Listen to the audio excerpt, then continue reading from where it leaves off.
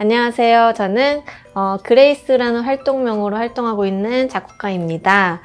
저는 서울예술대학에서 실용음악 작곡을 전공했고 지금 현재는 백성예술대학에서 교회 실용음악과에 출강하고 있습니다. 일단 작곡가는 곡을 만드는 사람이에요. 근데 어떤 곡을 만드느냐에 따라서 저처럼 이제 대중음악 작곡가로 활동하시는 분들이 계시고 영화음악 작곡가, 뮤지컬 작곡가 등등 많은 작곡가분들이 계세요.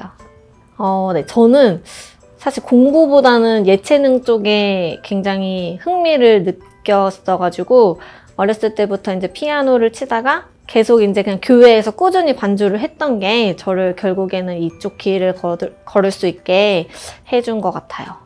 작곡가가 되는 방법은 여러 가지가 있는데 우선 저처럼 그냥 개인 앨범을 꾸준히 발매를 하면서 소속사나 이렇게 연결이 되는 경우가 있고요. 아니면 공모전이나 오디션을 통해서 이제 그렇게 작곡가로 시작을 하게 되시는 경우들이 있어요.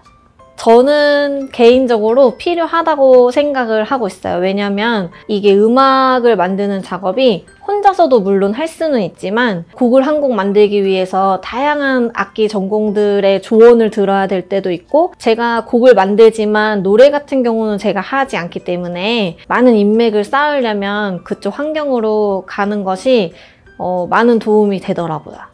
저는 사실 시간을 정해놓고 하지는 않고 그게 어떤 작업을 하냐에 따라서 조금씩 다른 것 같아요. 만약에 마감 기한이 있는 곡을 작업을 해야 하는 경우에는 진짜 며칠을 밤을 새서라도 그 기한 안에 끝내야 하기 때문에 계속 하루 온종일 붙잡고 있거나 그럴 때가 있고요. 곡이 써지는 거는 사실 뭐 금방 써질 때도 있고 또 안 써질 때는 굉장히 오랜 시간이 걸려도 안 될 수도 있기 때문에 그거는 시간 딱 몇 시간이라고 말씀드리긴 조금 어려운 것 같아요.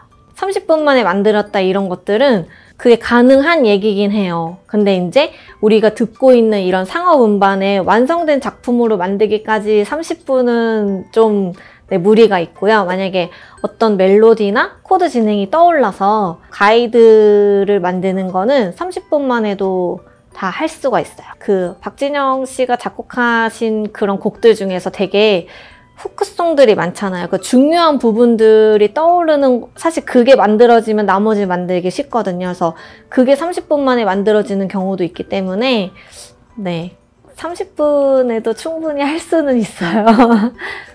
저 같은 경우에는 먼저 이제 멜로디와 코드가 떠올랐을 때 작사를 따로 해주는 친구들이 따로 있어요. 그래서 그 친구들이랑 같이 협업을 하는데 제가 먼저 멜로디를 쓰고 그렇게 트랙을 넘겨서 가사를 입혀주는 경우도 있고 아니면은 주제를 먼저 같이 정하고 그 친구들이 가사를 써준 거에 멜로디를 붙이는 경우도 있어요. 그렇게 해서 그 리드 시트라고 해서 그냥 코드랑 멜로디가 완성이 되면 그걸 가지고 다시 이제 이렇게 컴퓨터 프로그래밍들을 이용해서 음원 작업을 하는 거예요. 그래서 제가 먼저 데모 음원을 만들게 되거든요. 그렇게 한 다음에 이 곡에 어울리는 가수를 찾고 섭외를 하고 녹음을 하고 그 다음에 믹싱과 마스터링을 통해서 이제 음원이 발매되게 되는 거예요. 그리고 나서 마지막에 유통도 시켜야 돼요. 저는 음악을 많이 듣거든요. 그러니까 수시로 많이 들을 수 있는 환경 속에 있기도 하고 음악을 많이 그냥 평소에 들었던 것들이 갑자기 이제 떠오르는 경우들이 있어요. 만약에 의뢰받아서 곡을 만들어야 되는 경우도 있잖아요. 그러면 그분이 원하시는 스타일을 먼저 듣고 그거랑 되게 비슷한 이제 곡들을 쭉 들으면서 최대한 비슷한 분위기가 나게 그런 곡들 저희가 레퍼런스 곡이라고 하거든요. 그래서 그 레퍼런스 곡들을 충분히 듣고 이제 중요한 요소들을 좀 가지고선 작업을 하는 스타일이에요. 저는 개인적으로 귀가 굉장히 좋아야 한다고 생각해요. 그래서 그 보시면 피아노를 전혀 칠 줄 모르고 악보를 전혀 볼 줄 모르는데도 곡을 만드시는 분들이 계세요. 그런 분들은 그냥 듣고선도 이게 어떤 음인지를 이제 아시는 분들이세요. 음감이 굉장히 좋으시거나 그 흉내를 내는 거를 굉장히 잘하시는 분들이거든요. 저희가 이제 음악을 공부하면서 카피라는 것들을 하게 되는데 얼마나 이거를 비슷하게 구현할 수 있는지에 대해서 그렇게 연구하면서 이제 개인의 능력들이 더 이렇게 발전되는 거거든요. 그래서 귀가 굉장히 좋아야 하는데 그렇게 하려면 아무래도 음악을 굉장히 많이 들어야 되고 주 악기 하나는 다룰 줄 알아야 한다고 생각을 해요. 그래서 그 주 악기 중에서도 피아노나 기타 같은 악기를 하게 되면 본인이 할 수 있는 영역들이 굉장히 많아져요.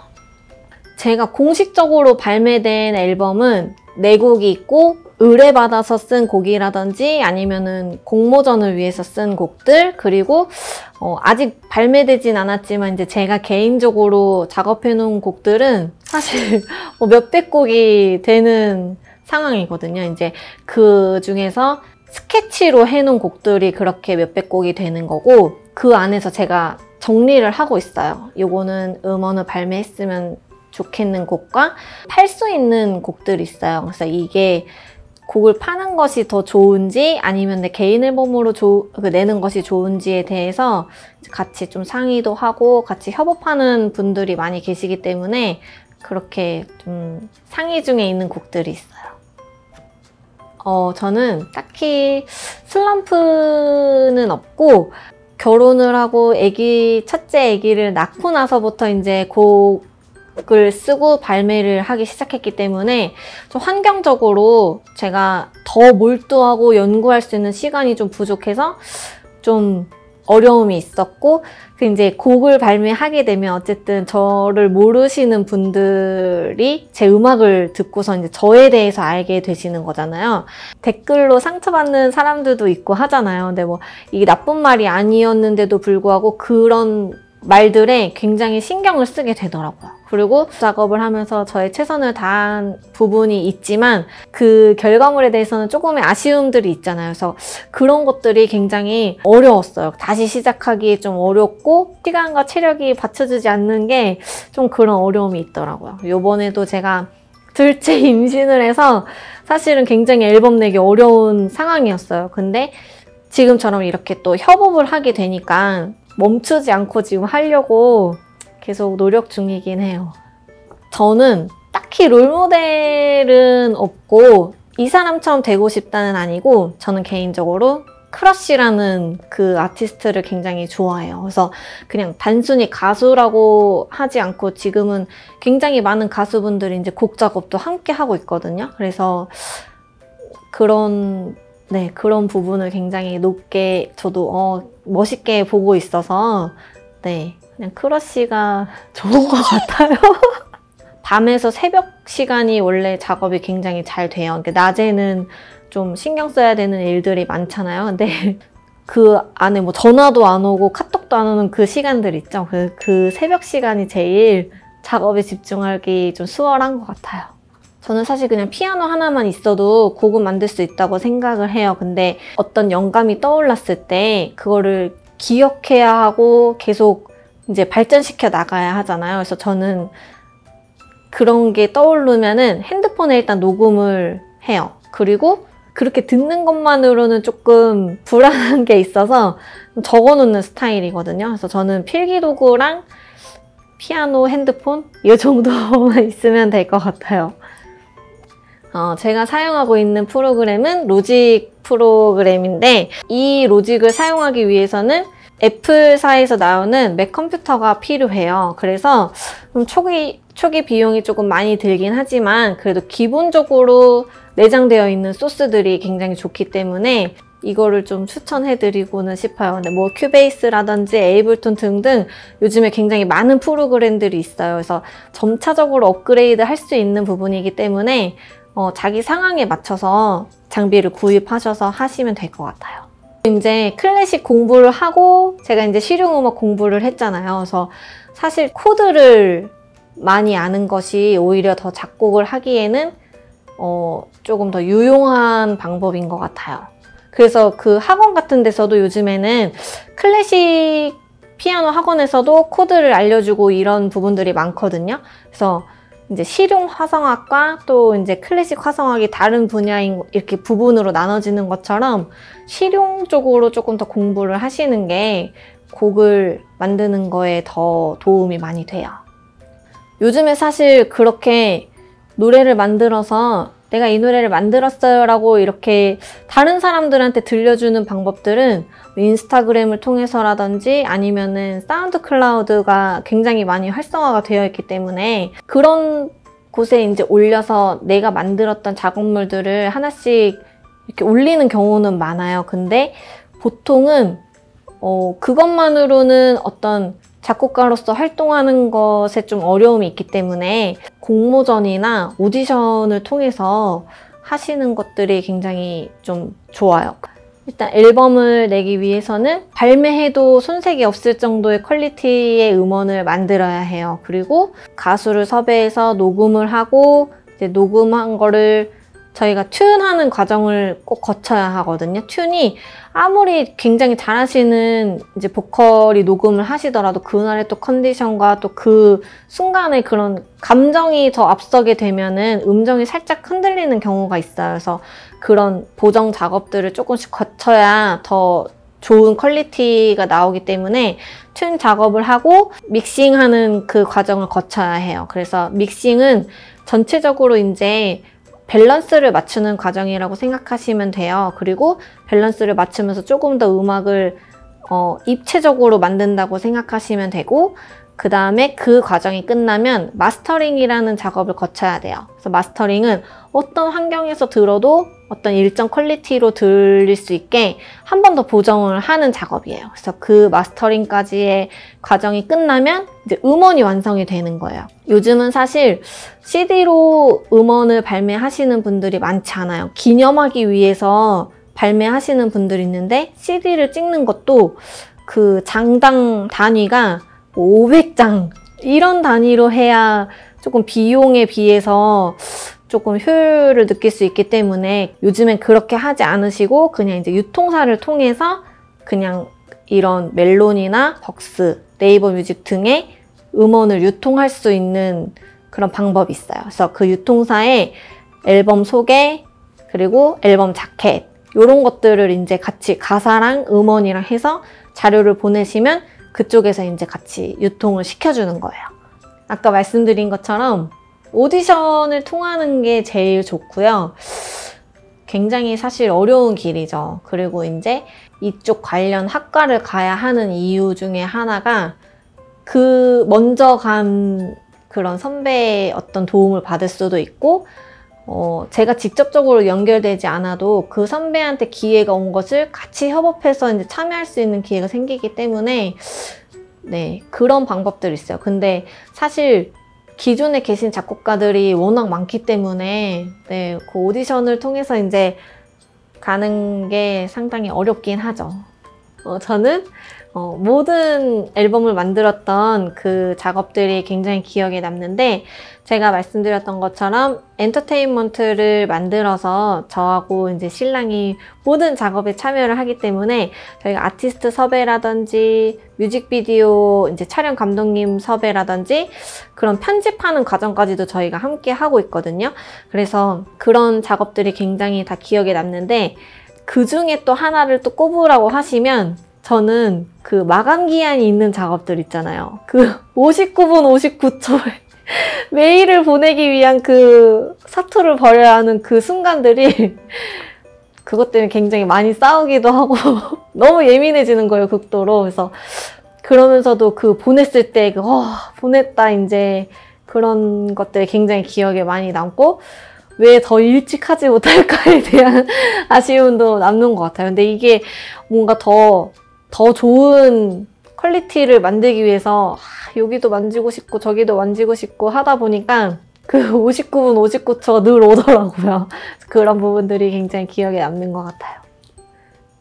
제가 만드는 음악을 제가 알지 못하는 다른 사람들이 들을 수 있다는 것이 굉장히 좋은 장점인 것 같아요. 그리고 제가 이번에 이제 코로나를 겪으면서 코로나에 미스터 트롯이나 이런 그 놀면 뭐하니 싹쓸이 이분들이 굉장히 또 음원 차트를 또 강타를 하셨잖아요. 그러니까 이런 부분들을 보면서 음악이 굉장히 우리 삶에 밀접하게 관련이 되어 있고 또 우리한테 굉장히 정말 별거 아니게 쉽게 접할 수 있지만 많은 힘과 위로를 줄 수 있는 그런 거구나라는 거를 좀 한번 깨닫게 됐어요. 그래서 저도 위로를 받는 이 음악을 가지고 누군가와 공유할 수 있다는 게 굉장히 좋은 것 같고, 제 제자 중에 이제 제자 친구가 좋아하는 노래를 이제 서로 공유를 하다가 제 곡을 이제 공유를 하게 된 거예요. 그래서 이거 우리 선생님 거야 이제 이렇게 얘기를 했다는 거를 들었을 때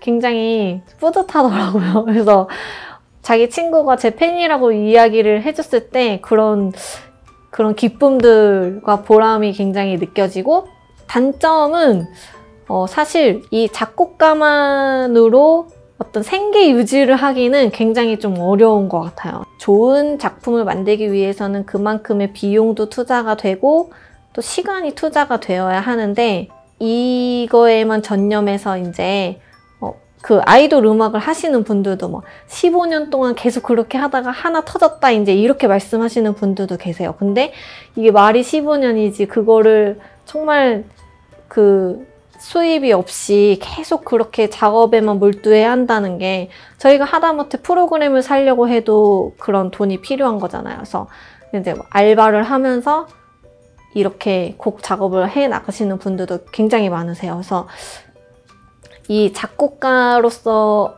생계 유지가 되지 않는다는 거는 조금 그 부분이 어려운 것 같아요. 요즘에는 굉장히 그런 프로그램들이 정말 잘 되어 있어서, 제가 아까 이제 카피 능력이 굉장히 중요하다고 말씀을 드렸는데 카피를 해주는 어플들도 생겼어요. 그리고 가상악기들이 굉장히 정말 좋은 퀄리티로 만들어진 것들이 굉장히 많아요. 그럼에도 불구하고 어떤 기타라든지 스트링 같이 현을 다뤄야 하는 악기들은 연주자의 손맛에 따라 또 연주가 달라지기 때문에 아직까지는 그래도 사람이 필요하다 이제 이렇게 보시는 부분들이 많거든요. 그리고 아무리 이제 컴퓨터가 발전하고 이렇게 정보화 시대가 되더라도 사람이 결국에는 그걸 어떻게 조합하느냐에 따라서 그런 다른 결과물들이 만들어지기 때문에 노래는 결국엔 사람이 해야 되는 부분이잖아요. 그래서 긍정적으로 좀 보는 편이에요. 아직까지 그래도 작곡가는 괜찮겠구나. 저는 그 진로랑 바뀔 수 있는 거라고 생각해요. 나는 게임 음악 작곡가가 될 거야 라든지 영화 음악 작곡가가 될 거야 라고 어떤 특정 분야를 정해놓고선 이런 작곡가의 길을 걸을 수도 있지만, 저도 학교에서 이제 뮤지컬 작업도 해보고 공모전에도 내보고 하면서 다양한 분야의 곡을 쓰게 된 거거든요. 그런 다양한 경험들을 통해서 찾아가는 과정인 것 같아요. 그래서 다양한 경험을 하시는 게 진로 결정에 많은 도움을 줄 수 있는 것 같아요.